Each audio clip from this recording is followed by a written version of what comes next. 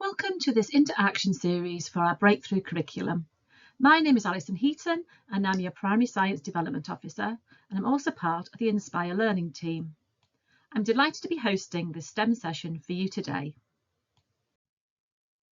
In this session, I'm going to focus on the STEM Family Learning element of the STEM Nation Award programme. The aim for this session is to gain a greater understanding of the STEM Family Learning element of the STEM Nation Award. To do that, we'll be exploring what STEM family learning might look like in your setting, discussing what evidence you might include in your application, signposting useful resources and support, and also advice on completing your application.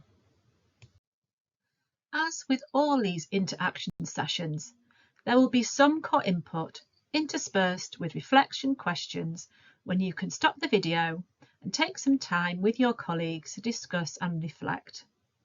There will also be a follow-up activity for you to complete. In the STEM curriculum self-evaluation tool, 4 areas are identified for success in family learning in your setting. Families involved in STEM curriculum, having a rich diet of STEM family learning that reflects the needs of the community, communication to families about the approach to STEM, and the involvement of other partnerships and agencies to support STEM. The STEM Nation Award identifies these aspects of the STEM family learning element as important to show effective family learning throughout your setting. These include working in partnership with relevant agencies to develop and deliver relevant, fun and engaging STEM family learning opportunities, parents and families actively and meaningfully involved in STEM family learning programs and activities, practitioners working with parents and families to identify and reduce barriers to participation in STEM activities, parents and families gaining an understanding of the importance of STEM skills, careers and pathways, and that STEM education is a regular feature in the school or setting with events and communications with parents and families. So what does this look like in practice in your setting?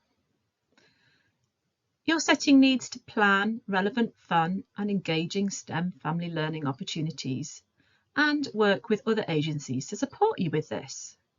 For example, Multiply, who work in the Scottish Borders, will support you with STEM family learning as they did at Newtown Primary last year, or you could use STEM ambassadors to support you with events. Any family STEM family learning event can be used towards this element. And I know a lot of settings already host a lot of family events. Why not have a STEM focus this year? And remember, maths is part of STEM. Involving parents and families in planned STEM activities throughout the year is also important. This can include promoting national STEM learning events, which they can engage with during the weekend or in holidays, such as Maths Week Scotland or Science Week. STEM home link activities such as STEM bags or surveys to encourage the exploration of STEM at home. STEM careers and pathways can also be part of these sessions, perhaps with a visit or involvement with local partners or STEM ambassadors. Another part of this element is to reduce barriers to participation in STEM learning. Activities could include home link learning bags or activities, parent workshops, and the creation of Family STEM Working Party to help engage parents and families with STEM. Communication with families is also important for this element. Sharing your STEM activities on X, Facebook or Showbie, and also the parents sharing what they're doing at home with their learners. Data showing parental engagement and surveys or graphs can be included as evidence.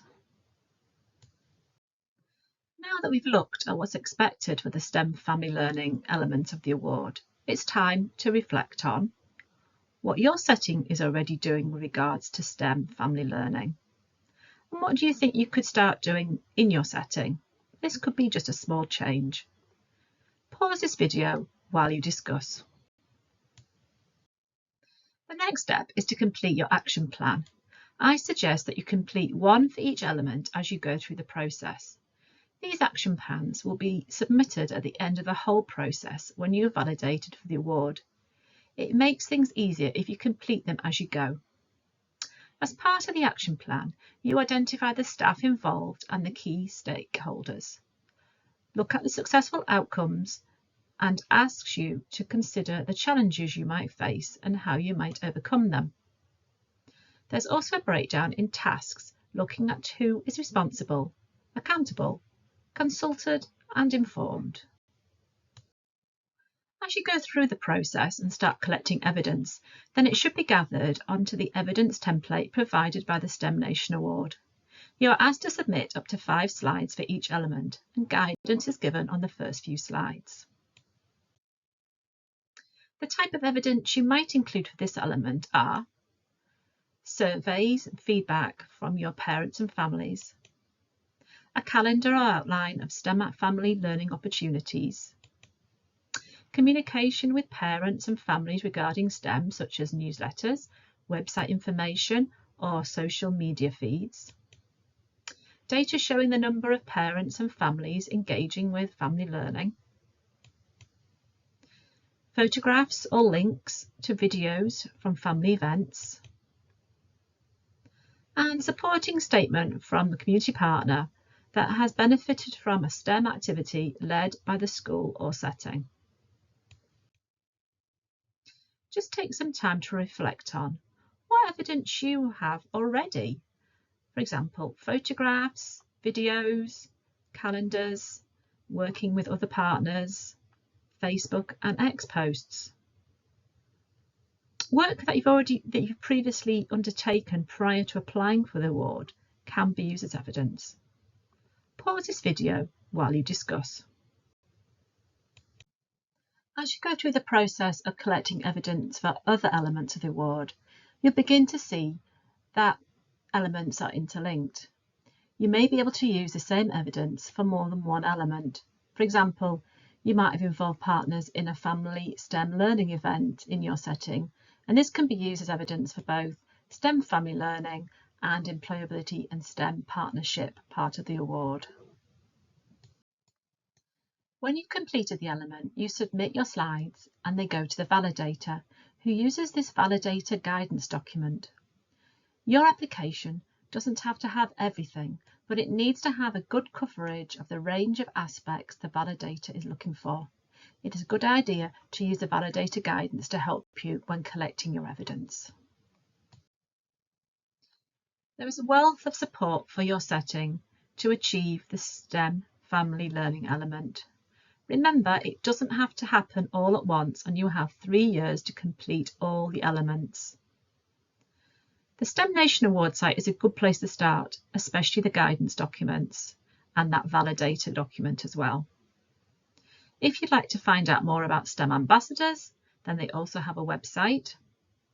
There's also information and resources on the SBC STEM Padlet, which includes my newsletter and is constantly updated. All the relevant QR codes are on the screen, and as your PSDO, I'm available to all settings in the borders to help and support you in anything you do with STEM. You just need to email me. To follow up this session, I recommend that you read the STEM Nation Award application guidance and the guidance for validators. Then complete your action plan and identify your next steps. It might be a good idea at this time to create a small core team who will have responsibility to coordinate STEM in your school. It's recommended that you don't just leave it to one single individual. Then download this evidence template and agree how it is populated and managed. It might be a good idea to have it centrally available and practitioners just add to it as things occur.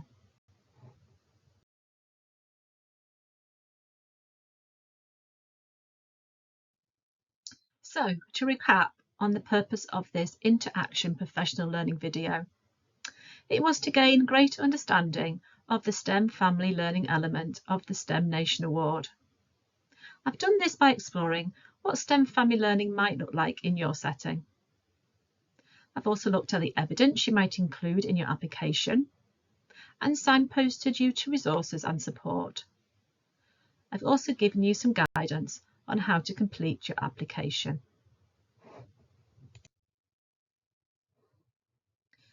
This interaction session is part of a new approach we are introducing in an attempt to support all schools and all practitioners across Scottish Borders Council to engage with the same messages and activities, but at an individually convenient time.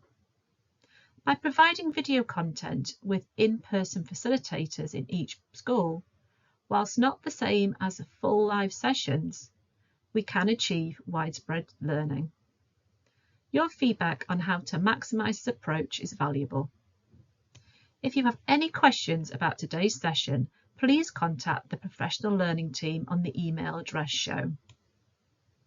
All that's left to say is good luck with this element and thank you for your time today. Here's to making a difference to the lives and learning of our children and young people. Thank you.